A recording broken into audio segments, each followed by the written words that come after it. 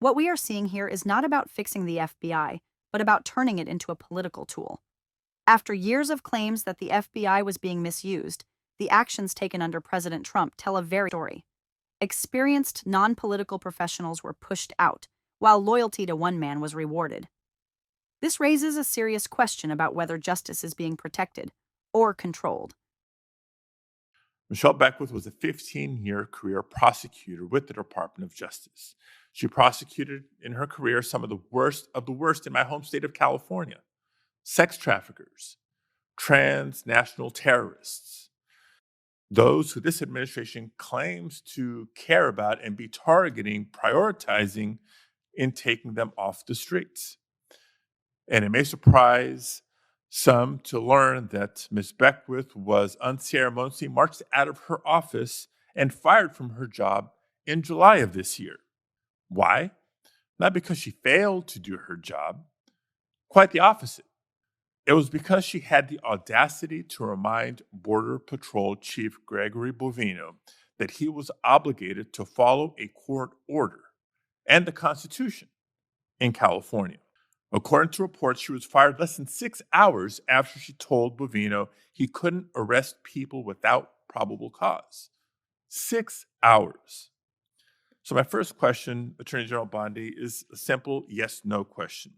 Do you believe that government officials like Gregory Bouvino are obligated to follow applicable court orders, whether they agree with them or not? Yes or no? First, Senator Padilla, you have gone on for over 5 minutes, and I wish that you loved your state of California as much as you hate President Trump. We'd be in really good shape then, because violent crime in California is currently 35% higher than the national average. Property crime in California is 18% higher than the national average. That should be something that we should be talking about and working together on, yet we're not. And no, this is important. You're talking about all of my agencies, and I want to let you know what DEA has been doing, and they are working hand in hand with I Homeland appreciate Security. that, and I'm going No, to be you can't asking go some on for questions 5 minutes the and record criticize as my agents well. who are out I working asked a simple without yes pay or no right question. now because you voted Mr. to Chairman, shut down the government. Mr. They're out Chairman, there working without pay. Mr. Chairman, I asked a simple yes or no question. Attorney General Bondi is DEA, refusing to 4,500 respond. So kilos let of me move on to fentanyl the and next 50 million topic. fentanyl pills Because off the streets. while under your watch, career FBI, prosecutors are 23,000 Mr. Chairman, violent criminals. U.S. Marshals, Mr. Chairman, order please. 51,000 fugitives. I'm not getting an answer to my question. I'm trying to move on to the next question or the next topic. Mr. Chairman, order please. Thank you.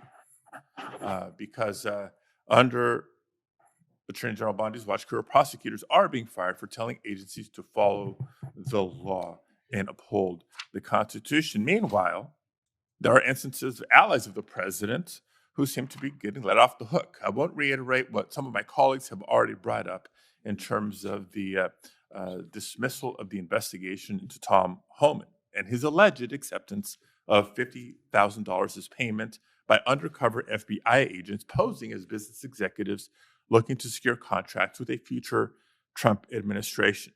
Because if the reports are true, it's not just the underlying conduct of Mr. Holman, which would be absolutely unacceptable, but the dismissal of the investigation charges raises concerns about the influence of the White House on the Department of Justice. Again, a simple question, and I'd appreciate a simple and brief answer. Whose decision was it to end this investigation? I have answered that question multiple times, yet you didn't have the courtesy to be sitting in here for the hearing. I'm not going to answer it again. And I find it interesting that you want order in this proceeding now. Excuse me, Senator. Then You I will want ask a order in this follow-up question. proceeding Mr. now. Chairman, order, You sure please. didn't I have will ask a order when follow-up you question. stormed Secretary Nome Mr. Chairman, at a press Mr. conference in Chairman, order, California, please. did you? I will ask a follow-up question. Would you commit to either releasing the tape or at least making it available for members of this committee to review, yes or no? Senator, you have not been sitting in here this entire hearing.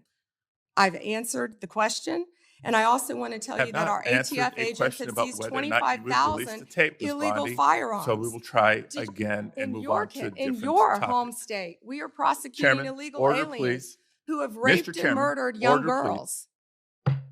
Thank you. The dismissal of Michelle Beckwith highlights the politicization of justice, where career prosecutors are removed for insisting that officials comply with court orders and constitutional mandates. Her firing, shortly after reminding a Border Patrol chief about probable cause, shows how legal obligations can be subordinated to political priorities. Senator Padilla's questioning reflects the frustration of lawmakers seeking accountability, only to encounter evasions. Bondi's focus on crime statistics and funding issues deflects from the core issue, undermining prosecutors' independence and public confidence in impartial justice. The case is further troubling compared to alleged leniency toward political allies. If accurate, career prosecutors enforcing the law are punished while political allies are protected, threatening democratic norms and public trust. Justice is compromised when selectively applied, and citizens may perceive law enforcement as biased. Beckwith's firing illustrates the human and ethical cost of politicizing justice. Career prosecutors spend decades developing expertise to tackle serious crimes. Removing them for doing their duty sends a chilling message. Adherence to the law can carry personal and professional risk, discouraging principled action and compromising law enforcement credibility. Padilla's push for transparency, including requesting hearing tapes, emphasizes accountability. Bondi's refusal reflects tension between oversight and political self-protection. Oversight ensures agencies operate according to law, and obstruction risks political influence, undermining public trust. Protecting career officials and transparency upholds constitutional principles. The case also highlights ethical concerns in prosecutorial decisions. DOJ must enforce laws impartially.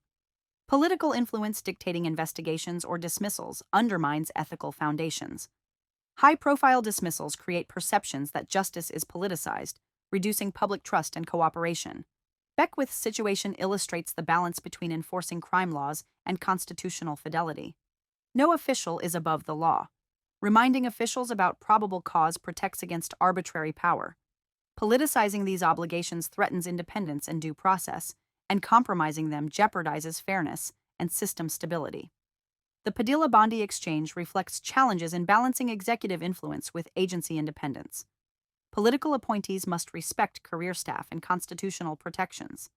Ignoring these boundaries risks turning DOJ into a political tool rather than an impartial enforcer, threatening civil liberties and integrity.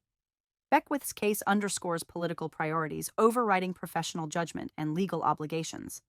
It highlights the importance of oversight, independent review, and ethical standards in preserving the rule of law. Protecting career prosecutors, ensuring constitutional adherence, and resisting politicization are essential to justice and public trust. Silencing prosecutors undermines accountability, fairness, and impartiality. The hearing reinforces the need for law enforcement guided by legal principles, not political convenience. Long-term legitimacy depends on separating obligations from partisan interests, maintaining oversight, and protecting professionals. Beckwith's dismissal is a reminder that when safeguards fail, ethical, legal, and democratic foundations are at risk. Upholding the rule of law, protecting prosecutorial independence, and maintaining public trust are essential for justice and accountability. Cases like Beckwith's demonstrate the need for vigilance, principled action, and commitment to constitutional responsibilities, emphasizing that impartial and accountable law enforcement is critical for sustaining democracy.